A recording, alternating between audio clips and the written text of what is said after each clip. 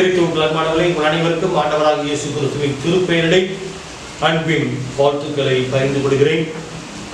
இந்த வாரம் 9/8/2020 ஏற்கனவே பதிவு செய்யப்பட்ட ஞாயிறு தியானத்தை இன்று காலை 8:30 மணி அளவிலே அவரவர் இல்லங்களிலே அமர்ந்து இந்த தியானத்திலே பங்கு கொள்ளும்படியாக நாம் இல்லங்களிலே அமர்ந்திருக்கிறோம். நாம் இல்லங்களிலே இருந்தபடியாக கண்களை மூடி கடவுளிடம் வேண்டுதல் செய்வோம். நேற்று மீண்டும் மாறாதுகிற எங்கள் அன்பின் ஆண்டவரே, ஆகஸ்ட் மாதம் 2வது ஞாயிற்றுக்கிழமை இந்த ஞாயிறு தியானத்திற்காக நன்றி செலுத்துகிறோம். இந்த நாளிலும் இந்த தியானம் துவக்கம் முதல் முடிவு வரை தூய ஆவியரின் பிரசன்னம் தங்கியிருக்கும்படியாக வேண்டுதல் செய்கிறோம். குறிப்பாக கொரோனா நோய் தொற்று நாளில் பாதிக்கப்பட்டிருக்கிற மக்களுக்காக ஜெபிக்கிறோம். உயிரிழந்த குடும்பங்களுக்காக ஜெபிக்கின்றோம். குணமடைந்து வீடு திரும்பிய மக்களுக்காக ஜெபிக்கின்றோம். இன்னும் மருத்துவமனையிலே இருந்து கொண்டு மருத்துவ உதவியின் மூலமாக சிகிச்சை பெற்றுக் கொண்டிருக்கக்கூடிய அன்பு சகோதர சகோதரிகளுக்காக ஜெபிக்கிறோம். இவர்களுக்கு உதவி செய்கிற டாக்டர்ஸ், நர்சுகள், உதவியாளர்களுக்காக ஜெபிக்கிறோம். உண்மையோடும் உத்தமத்தோடும் கடவுளுக்கு பயந்து அவர்கள் செய்து வருகின்ற இறைப்பணிக்காக நன்றி. தொடர்ந்து இந்த மருத்துவ பணியின் மூலமாக அவர்களுக்கு நல்ல சுக பலத்தை ஆண்டவராகிய இயேசு கிறிஸ்து நீ தந்தரும்படியாக வேண்டுதல் செய்கிறோம். தொடர்ந்து வழி நடத்தும் இயேசுவின் மூலம் வேண்டுகிறோம். ஆமென். கடவுளுக்கு மகிமை உண்டாகும்படியாக ஒரு சிறப்பு பாடலை பாடுகிறேன். திருச்சபை மக்கள் அவரவர் இல்லங்களிலே கவனமாக என்னோடு இணைந்து இந்த பாடலை கற்றுக்கொள்ளலாம்.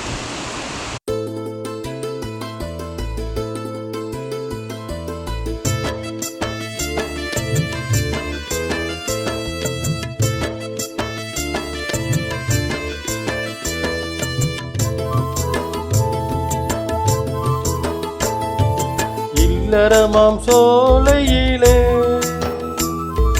நல்லிறைவர் மாண்புடனே எல்லையில்லா அருள் வழியும் அன்பாம் மல்லிகையின் மனம் பெருகும்.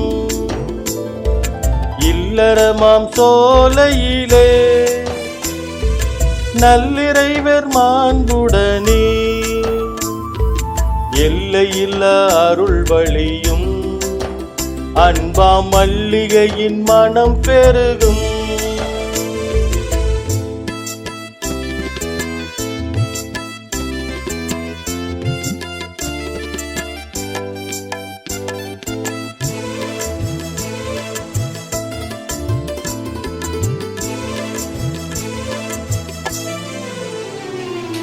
அன்னை மரி மடியினிலே ஆண்டவரின் சேய் உறங்கும். அன்னை மரி மடியினிலே ஆண்டவரின் சேய் உறங்கும். முன்னணையின் திருக்குடும்பம் முழுமையுள்ள மாதிரியம். முன்னணையின் திருக்குடும்பம் முழுமையுள்ள மாதிரியம். இல்லறமாம் சோலையிலே நல்லிறைவர் மாண்புடனே எல்லையில்லா அருள் வழியும் அன்பா மல்லிகையின் மனம் பெருகும்.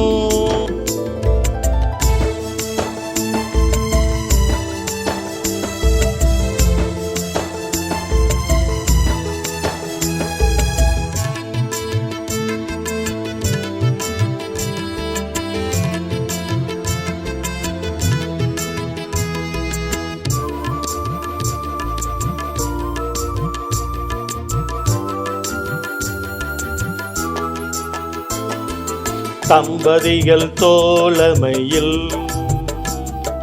கடவுளுடைய துணை விளங்கும். தம்பதிகள் தோழமையில் கடவுளுடைய துணை விளங்கும். நம்பி என்றும் இறையருளை நாடுகையில் மான் விளங்கும். நம்பி என்றும் இறையருளை நாடுகையில் மான் விளங்கும். இல்லறமாம் சோலையிலே நல்லிறைவர் மாண்புடனே எல்லையில்லா அருள் வழியும் அன்பாம் மல்லிகையின் மனம்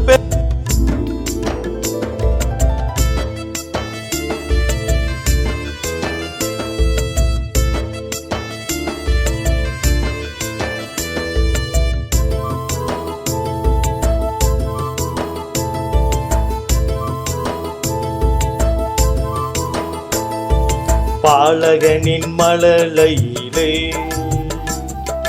பரமரின்னல் மொழி ஒலிக்கும்.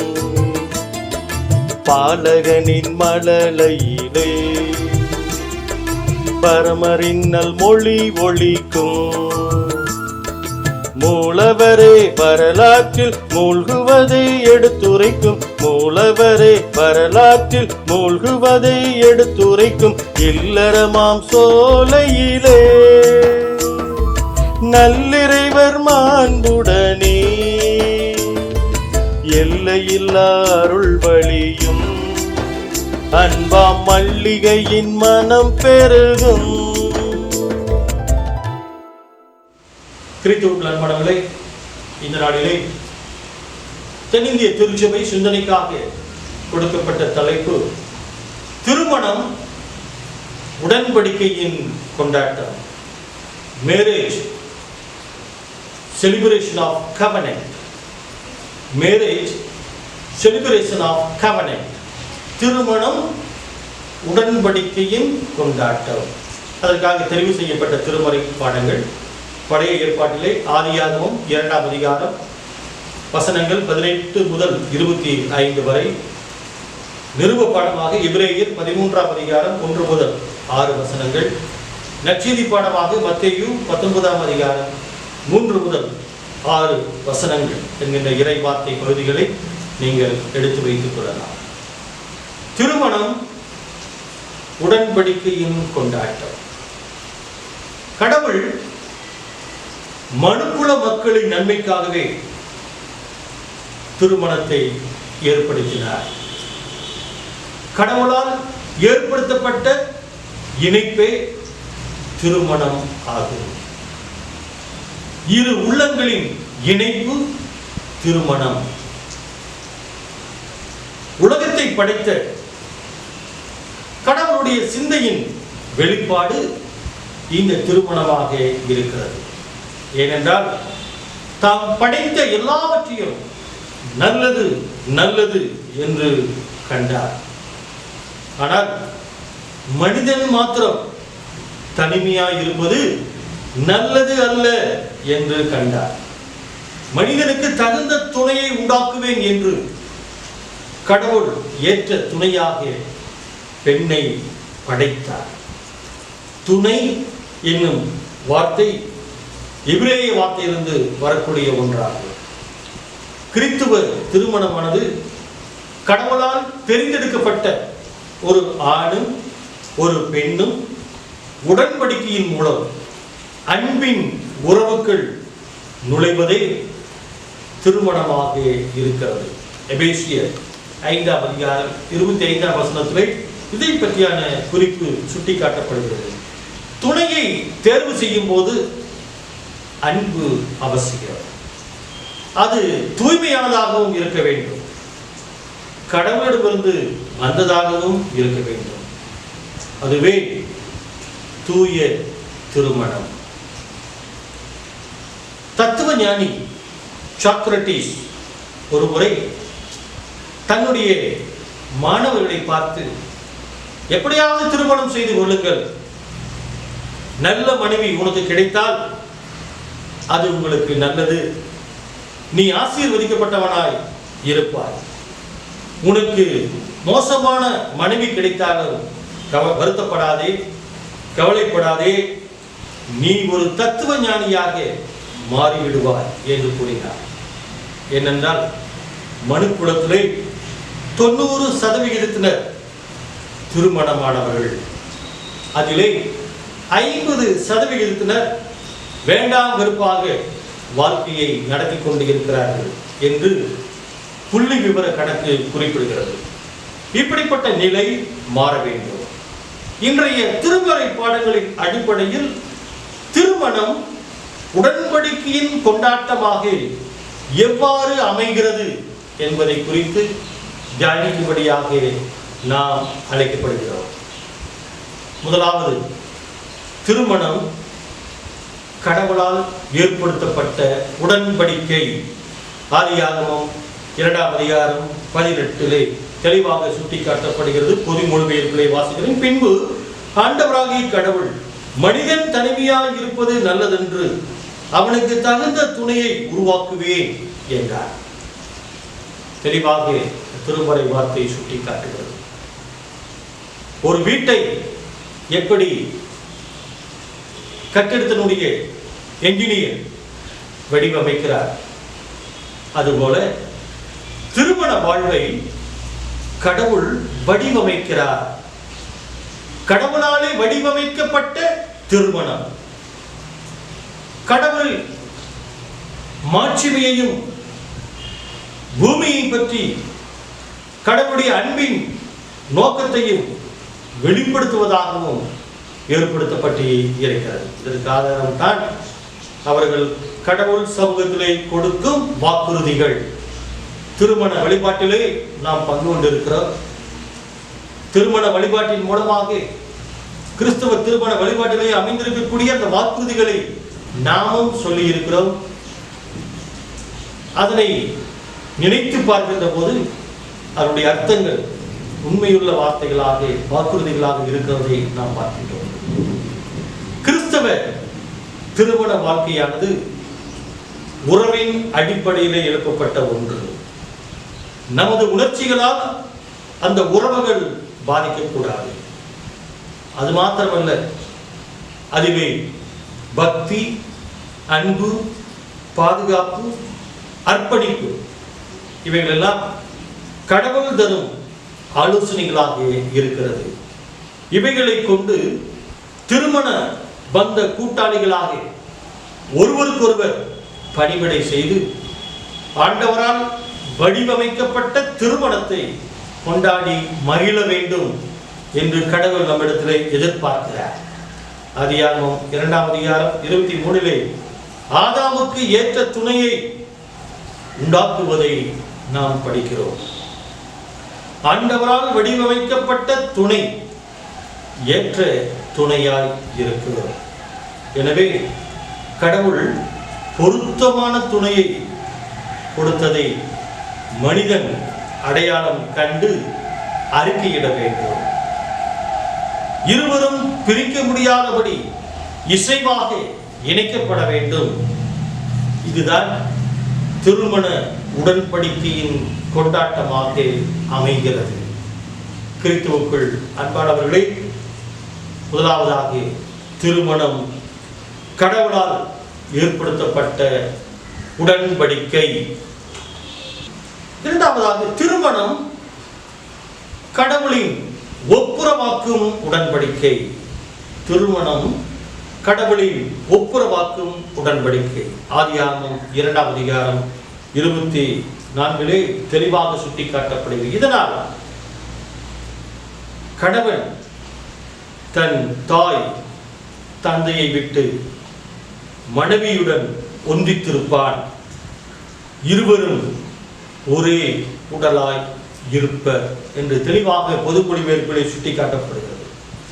திருமணம் என்பது புதிய தீர்மானங்கள், வாக்குறுதிகள், புதிய உறவுகள், புதிய பொறுப்புகள் இவைகளின் தொடக்கமாக இருக்கிறது. இரு நீரோடைகளின் சந்திப்பு ஒரே நதியாகும். அதுபோல திருமணத்தில் கணவர் தன் தாய் தந்தையை விட்டு தன் மனைவியுடன் ஒன்றித்திருப்பான். இருவரும் ஒரே உடலாய் இருப்பர். இது ஆண்டவரால் ஒப்புரவாக்கப்பட்ட உடன்படிக்கையாகும். மத்தேயு நற்செய்தியாளர் 19ஆம் அதிகாரம் 3 முதல் 6 வரை உள்ள வசனங்களிலே தெளிவாக கோடிட்டு காட்டப்படுகிறது. ஒருவர் தன் மனைவியை எக்காரணத்தையாவது முன்னிட்டு விலக்கி விடுவது முறையா என்று கேள்வி கேட்டவர்களுக்கு இயேசு கிறிஸ்து மறுமொழி தருகிறார். இயேசு கிறிஸ்து இப்படி சொல்கிறார், படைப்பின் தொடக்கத்திலேயே கடவுள் அவர்களை ஆணும் பெண்ணுமாக படைத்தார். எனவே இனி அவர்கள் இருவர் அல்ல, ஒரே உடல். இப்படி இருக்க கடவுள் இணைத்ததை மனிதன் பிரிக்காதிருக்கட்டும் என்றார். இதனையே தென்னிந்திய திருச்சபை திருமண வழிபாட்டிலே கூறப்படக்கூடிய இந்த வார்த்தைகளை நாம் மீண்டும் நினைவுபடுத்தக்கூடிய நிலையிலே இருந்து கொண்டிருக்கிறோம். இவ்வாறு கடவுளாலே ஒப்புரவாக்கப்பட்ட உடன்படிக்கையே திருமணம் ஆகும். இந்த திருமணத்தை நாம் கொண்டாடி மகிழும்படியாக நாம் அழைக்கப்படுகின்றோம். கடவுளின் ஒப்புரவாக்கும் உடன்படிக்கை திருமண வழிபாட்டிலே மாப்பிள்ளையும் பெண்ணையும் வழிபாட்டு இடத்திலே ஒருவருக்கொருவர் கொடுக்கக்கூடிய வாக்குறுதிகளை அவர்கள் தங்களுடைய வாழ்நாள் முழுவதும் கடைபிடிக்க வேண்டும். கேட்கிற கேள்விகளுக்கு மறுமொழி அவர்கள் தருகிறார்கள். அந்த மறுமொழியின்படி வாழ்நாள் முழுவதும் அவர்கள் கடவுளுடைய ஒப்புரவாக்கும் உடன்படிக்கையிலே இணைக்கப்பட்டு இருக்கிறார்கள். கிறிஸ்துவுக்குள் அன்பானவர்களே, திருமணம் கடவுளின் ஒப்புரவாக்கும் உடன்படிக்கை. மூன்றாவதாக, திருமணம் கடவுளின் உயர்வான உடன்படிக்கை. எபிரேயர் 13ஆம் அதிகாரம் 4ஆம் வசனம். திருமணத்தை அனைவரும் உயர்வாக மதியுங்கள். மணவரை படுக்கை மாசுராமல் இருக்கட்டும். காமுகரும் விபச்சாரத்தில் ஈடுபடுவோரும் கடவுளின் தீர்ப்புக்கு ஆளாவார் என்று தெளிவாக சுட்டிக்காட்டப்படுவதை பார்க்கிறோம். திருமணம் உயர்வானது. காரணம், திருமண வாழ்வு இரு வேறுபட்ட மக்கள் ஒன்றிணைந்து வாழ்வதற்கு செய்து கொள்ளும் உடன்படிக்கையாக இருக்கிறது. ரெண்டு பேரும் வெவ்வேறு கலாச்சாரத்தை சார்ந்தவர்களாக இருக்கலாம். ரெண்டு பேரும் வெவ்வேறு பின்னணியங்களை சார்ந்திருக்கலாம். மொழியிலே வேறுபட்டு இருக்கலாம், இனத்திலே வேறுபட்டு இருக்கலாம். பல்வேறு வேறுபாடுகள் இருந்தாலும் இரு வேறுபட்ட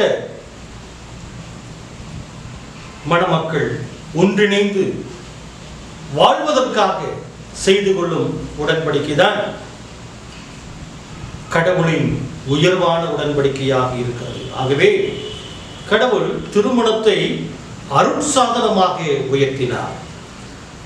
திருமணம் கடவுளால் புனித தன்மை பெறுகிறது. திருமண ஒழுங்கில் ஆணும் பெண்ணும் தங்கள் வாழ்வை பகிர்ந்து கொள்ள உடன்பாடு செய்து கொள்கிறார்கள். அன்பை பகிர்ந்து கொள்வதும் உடைமைகளை பகிர்ந்து கொள்வதும் அதற்குரிய வாக்குறுதிகளை திருமண வழிபாட்டிலே அவர்கள் இருவரும் கொடுப்பதும் மிகவும் உயர்வானதாக இருக்கிறது. இன்று நாகரிகம் காரணமாகவும் தனித்தன்மையை வலியுறுத்தியும் இந்த உடன்பாட்டை எளிதிலே மணமக்கள் மறந்து விடுகிறார்கள். இதனால் ஏராளமான மன முறிவுகள் நிகழ்ந்து கொண்டே இருக்கிறது. எனவே கடவுளுடைய உயர்வான உடன்படிக்கையான திருமணத்தை மதியுங்கள். இயேசு கிறிஸ்து தெளிவாக சுட்டி காட்டுகிறார். மத்தேயு நற்செய்தி நூல் 19ஆம் அதிகாரம் 9வது வசனத்திலே இப்படி எழுதப்பட்டிருக்கிறது. மத்தேயு 19ஆம் அதிகாரம் 9வது வசனத்திலே, பரத்தமையில் ஈடுபட்டதற்காக அன்றி வேறு எக்காரணத்தையாவது முன்னிட்டு தன் மனைவியை விலக்கிவிட்டு வேறொரு பெண்ணை மணப்பவர் எவனும் விபச்சாரம் செய்கிறான் என நான் உங்களுக்கு சொல்லுகிறேன் என்று இயேசு கிறிஸ்து தெளிவாக அங்கு சுட்டி காட்டுவதை பார்க்கிறோம்.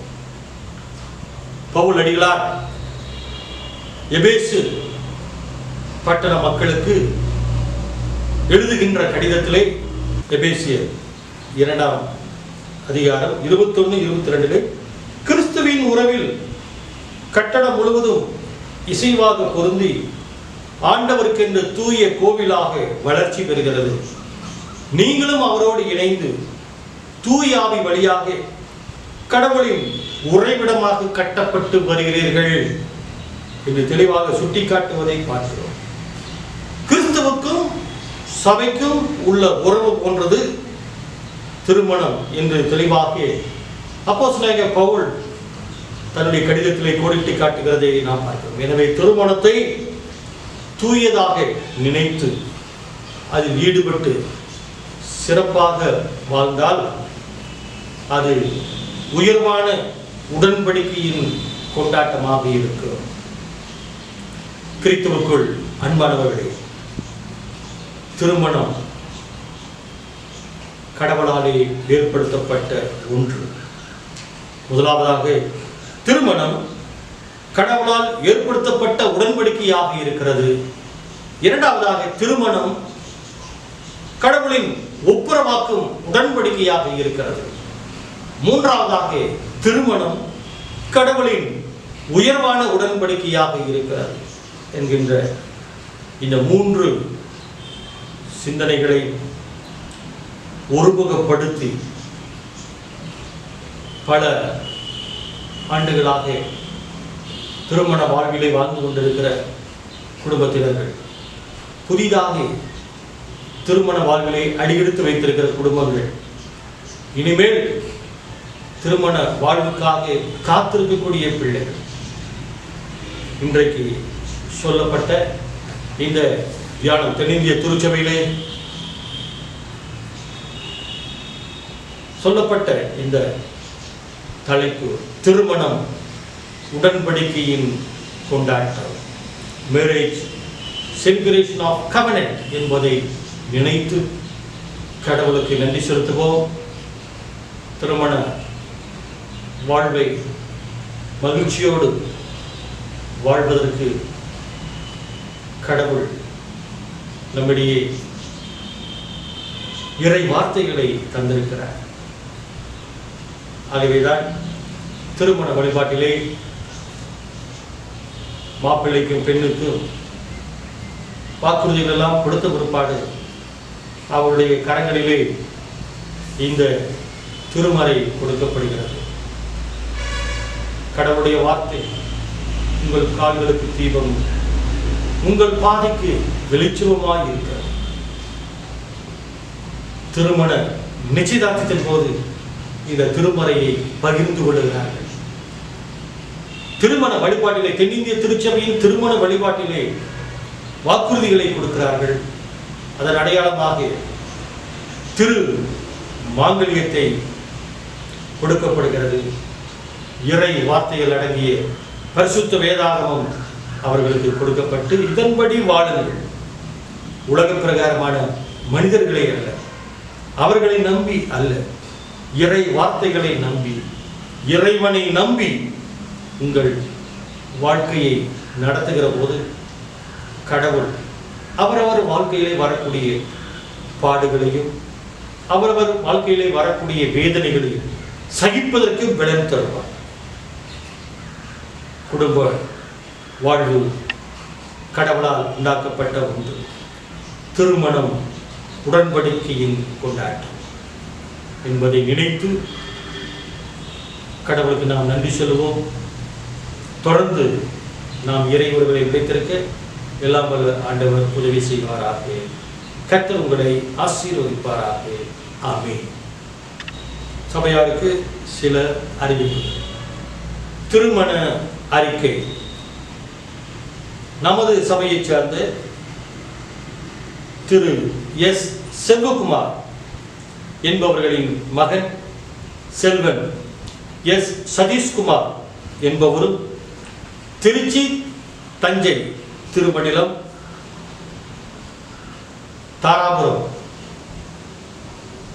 சுயஸ்ரீ பெத்தேல் திருச்சபையை சார்ந்த காலம் சென்ற PK குணசேகரன் என்பவரின் மகள் செல்வி GS அனு யாமினி என்பவரும் திருமணம் செய்து கொள்ளப் போகிறார்கள் என்பதை உங்களுக்கு அறிவிக்கிறேன். இத்திருமணம் நடைபெறக்கூடாதபடி நியாயமான தடை ஏதாவது இருப்பின் அதை எழுத்து மூலம் சபை குருவானவராகிய எனக்கு தெரியப்படுத்தும்படி கேட்டுக்கொள்கிறேன். இது இவர்களுக்கு முதலாம் அறிக்கை.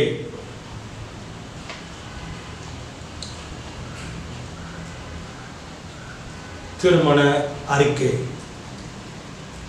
நமது சபையை சார்ந்த திரு ஜார்ஜ் என்பவரின் மகள் செல்வி ஜி கிஃப்டா ஜூகி பமீலா என்பவரும் சுயசை கன்னியாகுமரி பேராயத்தை சார்ந்த சிஎஸ்ஐ திருச்சபை மணவாளக்குறிச்சியில் இருக்கக்கூடிய திரு செல்வகுமார் என்பவர்களின் மகன் திரு எஸ் சிபின் சாமுவேல் என்பவரும் திருமணம் செய்து கொள்ளப் போகிறார்கள் என்பதை உங்களுக்கு அறிவிக்கிறேன். இத்திருமணம் நடைபெறக்கூடாதபடி நியாயமான தடை ஏதாவது இருப்பின் அதை எழுத்து மூலம் சபை குருவானவராக எனக்கு தெரியப்படுத்தும்படி கேட்டுக்கொள்கிறேன். இது இவர்களுக்கு முதலாம் அறிக்கை. ஜெபம் செய்வோம். சதீஷ்குமார், அனு யாமினி, கிஃப்டா ஜூரி பமீலா, சிபின் சாமுவேல் பெயர்களை வாசித்த 2 திருமண அறிக்கைகளுக்காக நாங்கள் வேண்டுதல் செய்கிறோம். குடும்ப வாழ்விலை அடியெடுத்து வைக்கப் போகிற இந்த பிள்ளைகளுக்காக ஜெபிக்கின்றோம். இந்த திருமண அறிக்கைகளை பெயரை வாசித்த ஒருவரும் ஜெபத்தில் விசுவாசம் உறுதியாக இருந்து இவர்கள் அமைக்கப் போகின்ற கிறிஸ்தவ குடும்ப வாழ்வை நீர் ஆசீர்வதிக்கும்படியாக ஜெபிக்கிறோம். மாப்பிள்ளை வீட்டார், பெண் வீட்டார் குடும்பங்களுக்காக நன்றி. திருமணத்துக்கு தேவையான பொருளாதார தேவைகளை சந்திக்கும்படியாக ஜெபிக்கிறோம். இப்பொழுது இருந்த ஜெபத்தில் விசுவாசம் உறுதியாக இருந்து இவர்கள் அமைக்கப் போகின்ற குடும்ப வாழ்வை ஆசீர்வதியும், தேவைகளை சந்தியும். இயேசுவின் மூலம் வேண்டுகிறோம் எங்கள் அன்பின் பிதாவே. ஆமென். ஜெபம் செய்வோம். நேற்று மீண்டும் மாறாதிருக்கிற எங்கள் அன்பின் ஆண்டவரே, ஆகஸ்ட் மாதம் 2வது ஞாயிறு தியானத்தின் மூலமாக இந்த வாரம் நாங்கள் அவரவர் இல்லங்களிலேயே ஏற்கனவே பதிவு செய்யப்பட்ட நிகழ்வின் மூலமாக இந்த தியானத்திலே பங்கு கொண்டு இருக்கிறோம். எங்கள் ஐக்கியத்திலே சுயநமாக இருக்கிற மக்களுக்காக ஜெபிக்கிறோம். யாரெல்லாம் சுயநமாக இருக்கிறார்களோ அவர்கள் அனைவருக்கும் ஆண்டவராக இயேசு கிறிஸ்து நல்ல சுகம் தரும்படியாக வேண்டுதல் செய்கிறோம். திருமண என்பதை குறித்து நாங்கள் சிந்தித்தோம். ஏற்கனவே திருமண வாழ்விலே ஈடுபட்டிருக்கக்கூடிய குடும்பங்களுக்காக, புதிதாக திருமணமாக இருப்பவர்களுக்காக, இனிமேல் கிறிஸ்தவ குடும்ப வாழ்வில் இணைய போகிறக்கூடிய பிள்ளைகளுக்காக ஜெபிக்கின்றோம்.